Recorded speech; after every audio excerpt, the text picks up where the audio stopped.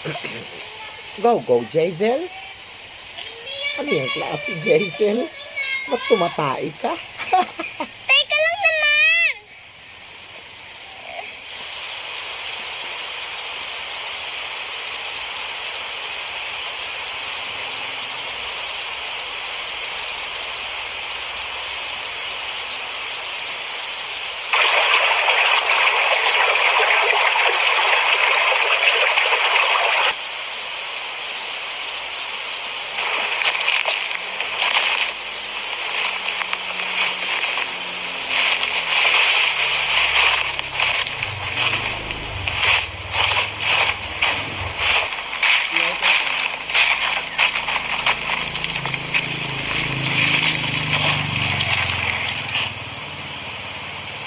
Bakit ang tagal mo? Nagugas lang ako ng kamay. Tumae ka, no? Hindi ako tumae. Marumi yung nahinuwa kong kahoy.